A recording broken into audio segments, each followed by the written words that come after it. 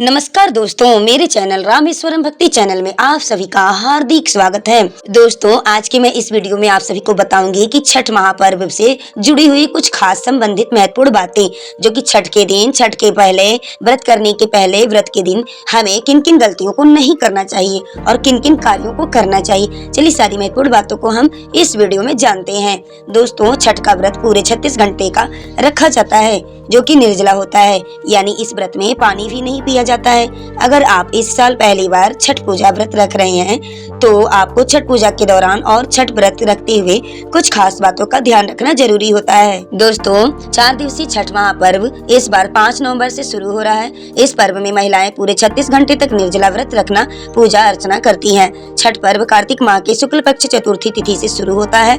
इसे हिंदू समाज में एक लोक आस्था का महापर्व भी माना जाता है, जो 4 दिनों की कठोर तपस्या से भरा जाता है। व्रती 36 घंटे तक बिना जल ग्रहण किए इस व्रत को पूरा करते हैं। छठ महापर्व के दौरान छठी मैया और भगवान सूर्य की पूजा करते हुए श्रद्धालु अगले दिन उगते हुए सूर्य को अर्घ देकर इस कठिन महापर्व को संपन्न करते हैं।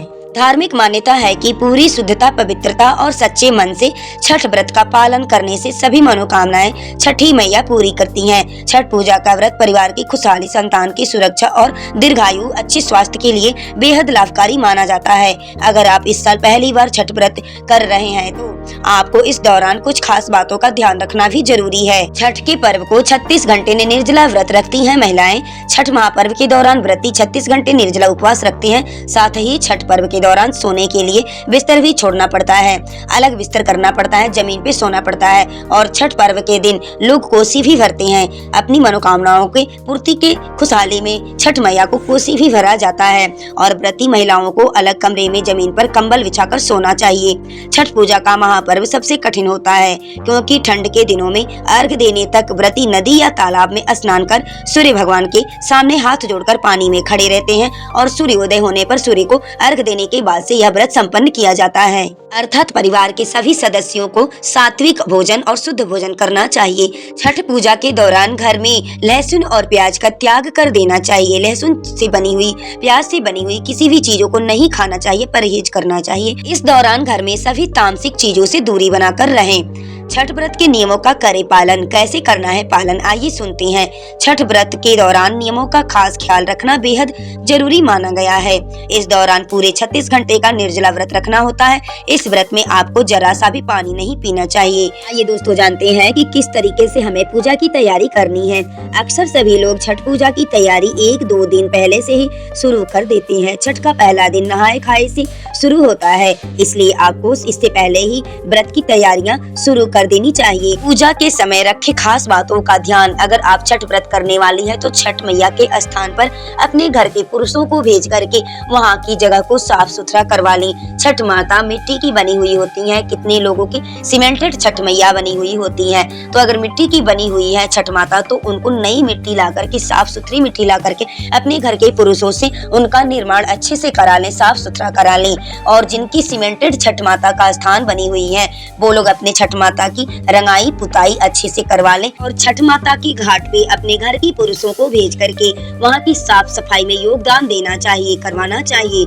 ऐसा करने से छठ माता आशीर्वाद देती हैं और संतान की लंबी आयु, दीर्घायु होने का वरदान भी देती हैं। छठ पूजा में बहुत से लोग अपने दोनों वस्त्र, दोनों टाइम के वस्त्र, साड़ी नए रखते हैं, लेकिन मेरा मानना ये है कि एक वस्त्र आप नया रखिए और एक वस्त्र आप अपना पहना हुआ रखिए। जिन लोगों को नया व्रत करना है, व्रत उठाना है, उन लोगों के लिए भी खास महत्वपूर्ण बातें हैं ये, ताकि जो है कि एक साड़ी पहनी हुई रहेगी, एक साड़ी कोर रहेगी, नया साड़ी।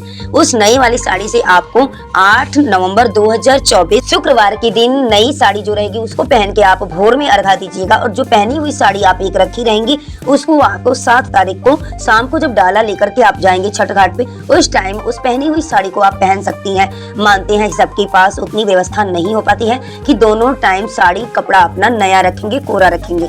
तो ये सबसे महत्वपूर्ण बात यह है कि अगर पहली बार छठ व्रत उठा रही हैं तो एक नया एक पुराना पहना हुआ, एक और एक कोरा, वस्त्र आप रखिए, उससे व्रत को अपने उठाइए और इसी तरह से यह नियमबद्ध विधि से आप प्रति वर्ष व्रत को करिएगा। क्योंकि देखिए, पहली बार जब इस तरह से आप व्रत को उठाएंगी तो हर बार जो है कि 2 साड़ी 2 कपड़े नहीं नया लेना पड़ेगा, एक ही लेना पड़ेगा। क्योंकि जो भोर में अर्घा दिया जाता है तभी जो है कि सबसे ज्यादा महत्व होता है नए वस्त्र पहनने का। छठ पर्व के दिन सभी फलों को लाया जाता है, हर एक फल लाया जाता है।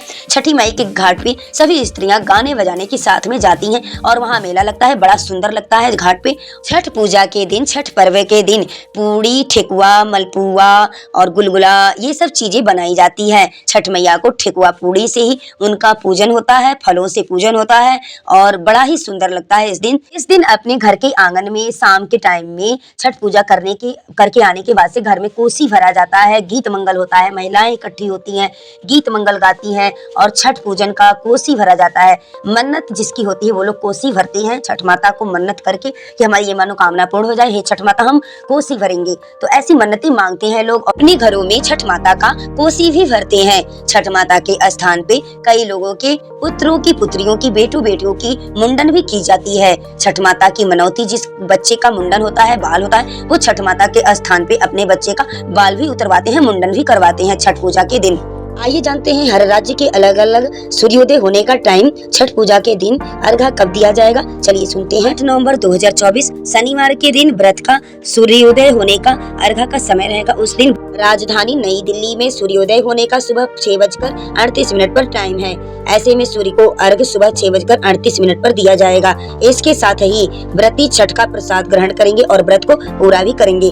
बिहार राज्य में सूर्योदय होने का समय है सुबह 5:59 पर, इसलिए बिहार में सूर्य को अर्घ्य दिया जाएगा 5:59 पर। उत्तर प्रदेश यूपी में सूर्योदय का समय रहेगा 6:20 पर, इसलिए यूपी में सूर्य को अर्घ 6:20 पर दिया जाएगा। झारखंड में सूर्योदय का समय रहेगा 5:58 पर, इसलिए झारखंड में सूर्य अर्घ 5:58 पर दिया जाएगा। पश्चिम बंगाल में सूर्योदय का समय रहेगा 5:44 पर, इसलिए पश्चिम बंगाल में सूर्य को अर्घ 5:44 पर दिया जाएगा। इसके बाद से अर्घ देने के बाद से व्रत संपन्न होगा और माताएं बहनें अपने घर पे आके अपना व्रत का पारण करेंगी, चाय पानी पियेंगी। उसके बाद से घर में जो भी भोजन बना रहेगा अपना बना करके खाएंगी और व्रत को पूरा संपन्न करेंगी।